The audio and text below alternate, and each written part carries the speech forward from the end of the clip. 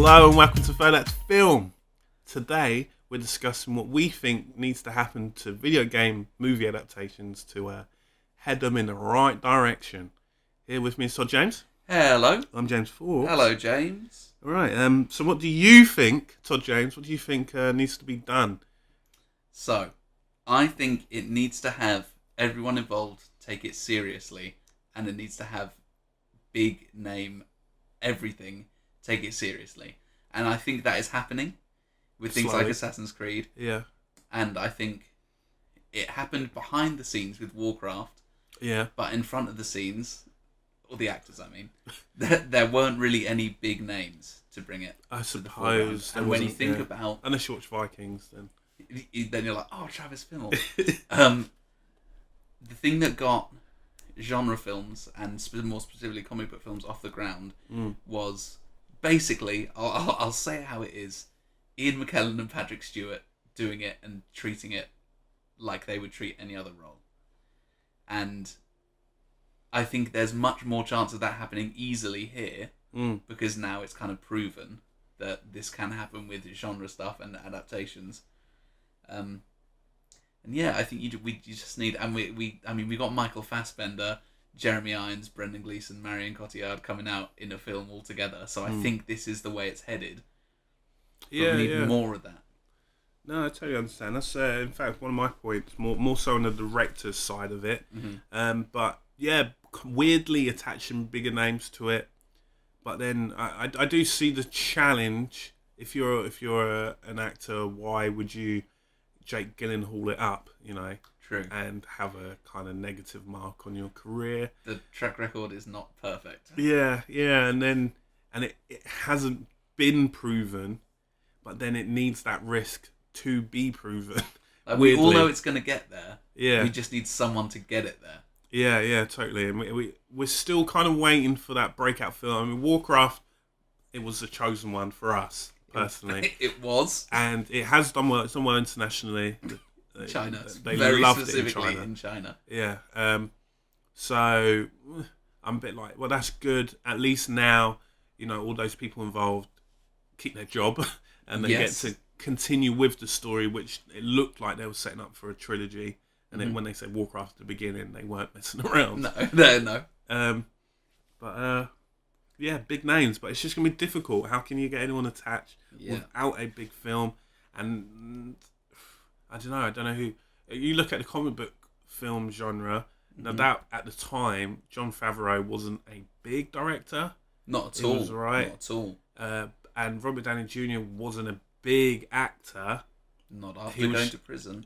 Yeah, he was just very well known, and then this was, you know, we all love a comeback king. You know, perhaps we get a Lindsay Lohan as a video game character, directed by an okay director who's around now, who's not attached to anything else, and Lindsay Lohan playing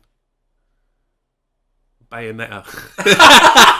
Right, sure. Totally. Yeah, I couldn't think of any female-led films. Sorry. Perfect. Yeah. So I think perhaps it may need to be a mixture of taking a chance, getting a director that is just ready to break through, and an actor who perhaps is already famous, but possibly not for the most positive reasons.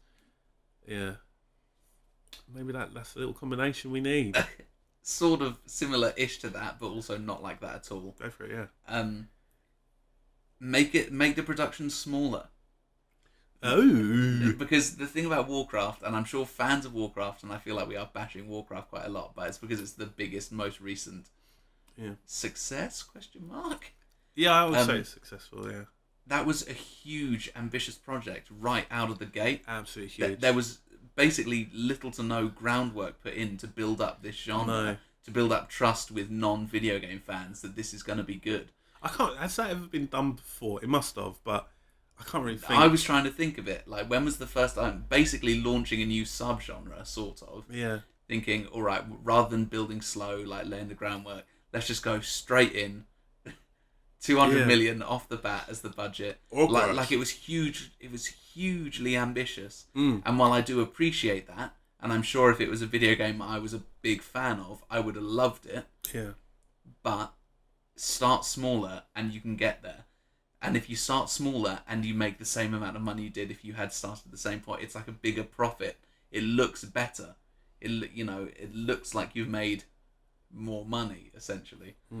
And then you can spend more on the sequel once you know it's a hit. And I'm not talking about, make a $35 found footage. Oh, please, just Mario no found Brothers. footage, please. Just none of that. Just scale it back a bit. Scale it back a bit so that lay the groundwork. Stop rushing to get there. Like we will get there. Just yeah. Scale back a bit. Do nice little small ones. Perhaps you can litter it with more and just hope one catches. Yeah. Or even things like Splinter Cell, which has been spoken about for Tom Hardy's been attached for like decades. Forever. That you can do that on the cheap. Yeah, you could. So do that on the cheap. Yeah. Then we can get to Mass Effect later. Yeah. Oh wow, Mass Effect film. Wow. Yeah, I know. Speaking of Nintendo. I was actually just about to do a Nintendo one next. No way. You should have saved that segue. I've literally just put down Nintendo and 2 exclamation points. Is that how you? I didn't write it like that, but I put Nintendo needs to forget Mario Brothers. Because you say your point and then I'll say mine, even though they're probably the same thing. No, it wasn't about Mario Brothers. It was just they need to get on this. Why are they licensing their characters for pixels, yet they don't license it for their own film? They've got so many great stories there and so many great characters, and on top of that, they typically when it comes to video game characters for films, they just aim it at I don't know what the kind of audience you call it. It's just like the Met audience, the main audience. You want to get as many people as you can, the mainstream, I suppose. And you're like, we'll get the video game nerds in with this, but we've got a romantic element, and I'll get this element in. Yeah. Instead, Nintendo might, and what they have prevailed with their company, is the family angle and the family storytelling with their characters. And there isn't there's a lot of subgenres in the old movie industry, but there isn't a video game adaptation family animated genre. Is there? No. Unless you count Angry Birds. But... Basically what I was going to say is, Nintendo have more recognisable characters than anyone. Yeah. And if you think about, they've been burned before with Mario, but that it was a different time. Like, let it go. When you think about Mario and all the sub-characters of Mario, and then you got Donkey Kong, and all the characters that come with that, then you got the Zelda franchise, and then Pokemon, and there's loads more. Then you got the Star Fox and stuff like that, Lilac Wars, and then you got Metroid. I feel like I'm just listing stuff now, which I literally am. Yeah. But these are all brands. Great stories. Yeah. And if they set up kind of their own studio the way Marvel set up Marvel Studios, Ubisoft has set up their own one, kind of. Yeah, ish. And you are about to say something. Oh, I'm not. No. Oh, okay. I was just looking at Moshi Monsters because I was going to use it as a supporting point, but it was only released in the UK and a bit of Australia. A bit of Australia? Yeah. Very weird. That's a strange release strategy. Yeah. I don't really know much about Moshi Monsters, but I remember seeing the posters for that and I was like, that's based off of a game, isn't it? Yeah. Based off a game as an animated movie for kids. 2.8 million. Doesn't say much. It's not the kind of profits you want. No. But apparently a budget of £1.5 million, $2.8 million. How? The animation on that was like web series quality. Oh, right. Oh, dear. Did you see it? No, but I saw trailers. Oh, okay. But, Nintendo, get on it. Jesus, what are you waiting for? Get on it. How much money they have stored up in intellectual properties. It's unreal. Just release another crappy Wii or whatever. People love it. They absolutely love it. Okay. Moving on. I'll come back to that one. Plow through the sequels. Just get on with it. Get the sequels out there. I'm saying not to focus on what if it doesn't happen? A bit like what Warcraft has done. Right. and I think it may have worked for Warcraft. Not just to be like, all right, we'll make one film and done, just to make. I know this is a counter criticism to what I've said in the past when I said, especially in the comic book field, that a lot of films have put too much pepper on their meals of little Easter eggs for whatever the next coming too much out. Setup and not enough focus on the own film. But I think with this, just plough through it. There is an audience there.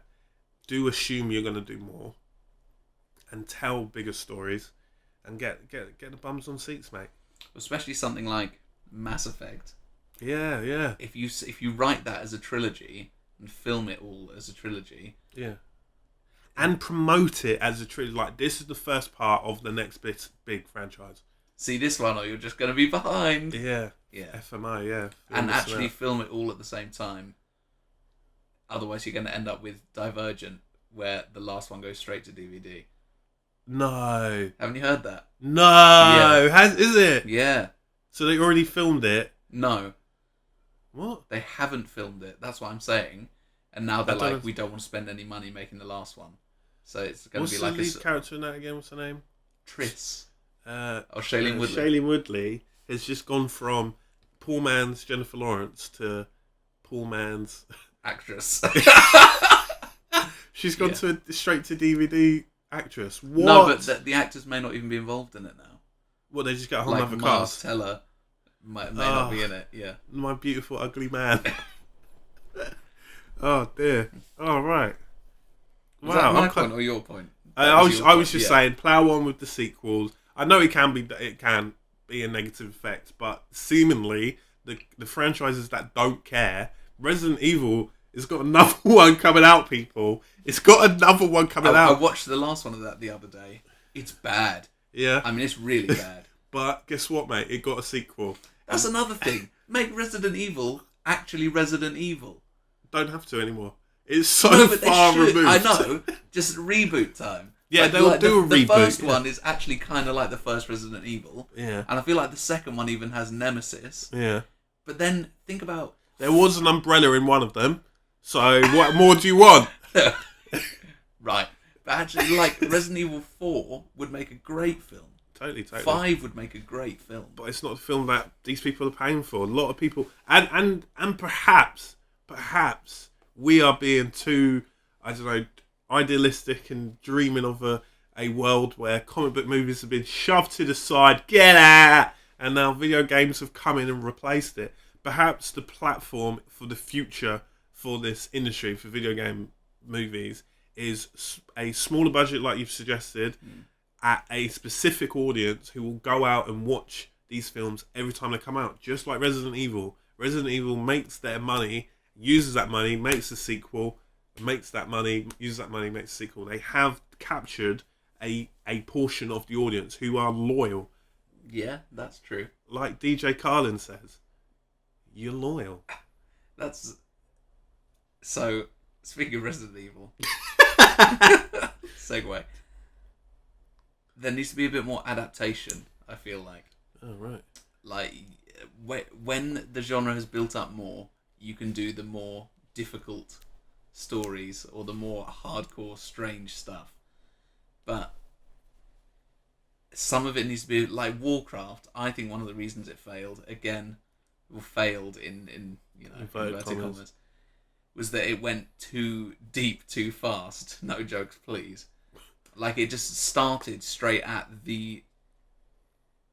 a point that was inaccessible to some people. And when, again, I'm going back to X-Men, but when you think about that story isn't a big... Imagine if Days of Future Past was the first X-Men film. Right. Everyone would be like, what is this this mess? This, like, I don't know anything about these people. Or like if Apocalypse was the first film. You know, you need to start small, I guess, and adapt a bit more for the, like, as much as I want to see the franchise, the video games I love turned into like shot-for-shot remakes of the games. Yeah. That isn't the way to go at first. Fair enough. This is my last point. How many points you got left? I got none. Oh, right. I'm spent, man. He's spent. This is my last point. Now, there is some criticism about the video game industry But why do they want to do films? That video games are the evolution from films. That is, they would be taking a step backwards, and that why would the video game translate backwards when you're used to being the character and playing it? Now you just have to sit there and passively watch someone else play a game, I suppose. But continuing that kind of train of thought, I was thinking, yeah, video games could be seen as that. It could be like the next step, and then considered the next step in, however many years in the future we might look back and be like, oh yeah, then the movie industry merged with the video game industry. And I think perhaps a push for that, maybe a gambit, it may work. You could imagine having interactive ability with the film you're watching, making decisions as it happened. But imagine you have a whole audience with kind of just A or B buttons, and then when something's about to happen on screen, you can decide how the film is. You think the people at Telltale, they've done that really well, where there's like a 20 billion endings. I'm exaggerating. 20 billion. Yeah, and it increases rewatchability. Increases rewatchability. You get to play out the story and make the decisions. Then when you buy it and take it home, you can see pirating would kind of be reduced because how would that even work? You can only watch one version of it. Yeah, but perhaps pushing forward the envelope. Why? Video games has always done that. That is at the crux. It goes from one console to another console. We're always waiting for the next generation of consoles. Whilst in the cinema industry, we've been using the same technology since Harry Potter. Well, even before, like the digital technology has been around. Ish, yeah. Yeah, it's been around for a long time, and then before that, it was just 35mm, which was around an even longer time. Yeah. Push the envelope. Get involved. It's funny you say that, because going back to Nintendo, when they were talking about making a film adaptation, they were saying, we don't want to make just a film. Yeah. We want something where the audience interact. And their idea is that everyone sits there with a DS and plays along with it. Yeah. Or something like that. Yeah. But then you'd need everyone to own a DS, which lots of people don't. But you could rent one, and that's another source of revenue for cinemas. Well, at the Louvre in Paris, they give out DSs as an audio tour thing. Oh, no way. So cinemas, I guess, could give out DSs that would in no way get stolen. Well, you would pay a deposit, I suppose. There's probably a way to do it. Yeah. But I think it's so easy to kind of squeeze down of it. We keep mentioning Mass Effect because I think that would be awesome. Mm-hmm. But trying to squeeze that down, even though it's such a complex story that isn't necessarily linear, and then forcing it to be and saying, here you go, you have to watch this exact story. Say, hey, well, when I play the video game, I can have any experience I want. Mm-hmm. And get really inventive with it. Imagine a Grand Theft Auto game where, I don't know, that could get a bit nasty. Yeah, maybe not that. Maybe not that, but, there are the Telltale game example, I think, is a good one. Mm-hmm, mm-hmm. Yeah. Or Mass Effect, again, is a good one. Literally, I remember playing the first Mass Effect game, and the first thing you have to do is decide which of 3 planets you want to go to, or something like that. And if that's the start of the film, then you're like, well, that's immediately 3 different films that I haven't seen. Yeah, a lot more work for the old filmmakers. Oh yeah, good point. But for the audiences and for the kind of unique selling point of it, you think how much of upper hand would you have if your Telltale games, you've just set up your movie department and you've put in that work. You already got the people ready to make those kind of films. You've already got the software engine, like people with graphic designers and such. You've already got those people. You're moving their talents to do it for a film perspective and getting it done at the end of it. Whilst the film industry, you would have to have a whole new different type of director, like a multi-layered director. God, you could have different plot threads directed by different directors. Oh my gosh! Oh wow, yeah. And you can think, oh yeah, you can watch your box standard film, or you can watch this super amazing video game film, which people would even, you would have a whole different name. You would be transporting cinema to another level. Yes. On that bombshell. Yes. On that bombshell, I think we'll end it here. Yes. A bit blown there, but yeah. what do you guys think video games film adaptations should do? Do share in the comments below. I've been James Forbes. And I'm Untitled James. Bye. Bye. They don't even know that he's dead, and Tony Stark's like, oh, better blow up all the Iron Man suits. I did watch that trailer for utter trash. Yeah, utter trash is a really good way to put it. I think they made the best film possible out of the source material. Okay.